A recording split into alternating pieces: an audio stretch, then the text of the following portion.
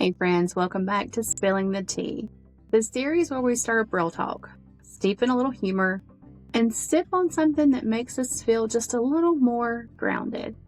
I'm Ashley, your Taurus host, who firmly believes that laughing and crying in the same 5 minutes counts as emotional cardio. Today's episode is one I've been turning over in my head for a bit, and you've probably seen the signs too. The memes, the TikToks, the captions that start with World War III just dropped, like it's a new album.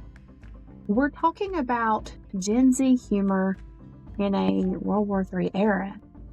Because, yeah, we're laughing, but also the world's on fire, literally and figuratively. So grab your mugs and take a seat, because it's time to spill the tea. But don't worry, we're serving it with a side of wisdom. From pop culture drama to life lessons you didn't know you needed, we're diving deep into the juiciest topics, with a self-help twist, of course. So are you ready to sip and reflect? Let's get into it. And we need to talk about why humor is our go-to defense mechanism and why it kind of works. Let's get grounded in some reality first. The world is, to put it gently, a lot right now. We're seeing global conflicts intensifying. Russia, Ukraine, Gaza, Israel, China, Taiwan. We're seeing climate chaos, heat waves and floods, wildfires. Political unrest, elections, misinformation, civil rights are under threat. Economic anxiety, rising cost, housing crisis, job insecurity. And then there's the social media layer. 24/7 updates, graphic images, misinformation, and doom scrolling that makes your morning coffee taste like anxiety. But for a lot of us, especially Gen Z and younger millennials, these headlines aren't just news. They're the wallpaper for our reality. So enter the memes, the dark humor, the viral TikToks where people say, "Guess I'll see you on the battlefield," with iced coffee in hand and a skincare routine queued up. Or jokes like, World War III? Ugh, do I still have to go to my 9 to 5? At first glance, it might seem detached or careless, but this kind of humor is actually a coping mechanism, a communal response, a creative protest. Gen Z grew up in chaos. 9/11, school shootings, climate panic, COVID, and now geopolitical crises. Humor isn't minimizing pain. It's how this generation processes it. It's emotional armor. Making jokes isn't the same as not caring. It's more like saying, if I can't control it, I'm at least going to meme it. Let's talk about science for a sec. Laughing literally triggers your parasympathetic nervous system. That's the one that helps you calm down. It reduces stress hormones like cortisol and adrenaline, increases endorphins, and helps create a sense of connection with others. In the middle of chaos, laughter tells your brain we're still okay for now. Humor also brings perspective.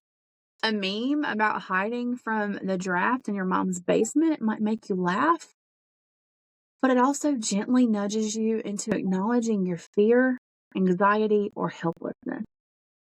It's indirect emotional processing. Sneaky, but powerful. It also creates shared understanding. You laugh because you relate. Someone halfway around the world might be feeling exactly what you are. That's no small thing. Are there limits to the jokes? Yes. And this part matters. Humor can be healing, but it shouldn't be used to completely numb out or dismiss the seriousness of real-world suffering. There's a line between clever coping and callousness. Some jokes punch up, some punch down. And knowing the difference is part of emotional maturity. We can acknowledge pain and hold space for lightness. That's the balancing act of being human. So if you find yourself laughing at a meme and then immediately wondering, wait, am I a terrible person? You're not. You're just surviving in a wild world with complex emotions. So how do we care while coping? Here's the sweet spot we're all trying to find. Caring without combusting, processing without drowning, feeling without falling apart. Here are a few ways to do that. Pause your scroll when you feel the tension building. Laugh, but also learn. Check reliable sources about what's going on. Talk it out. Humor may open the door, but conversations help you walk through it. Channel it into action. Small steps matter. Vote, donate, share mindfully, and rest. Remember, you don't have to hold the whole world to be a part of healing it. This world can be scary, but you're not numb. You're navigating it the best way you can through laughter, reflection, playlist, journal entries, and yes, even a little tea. You don't have to choose between humor and hope. You're allowed to have both. If this episode made you laugh, think, or breathe a little deeper, share it with a friend who might need the reminder. You're not alone in feeling overwhelmed. You're not alone in finding the funny. We're all out here trying to make sense of the mess, one meme and one moment at a time. Until next time, stay grounded, stay gentle, and keep sipping. Cheers.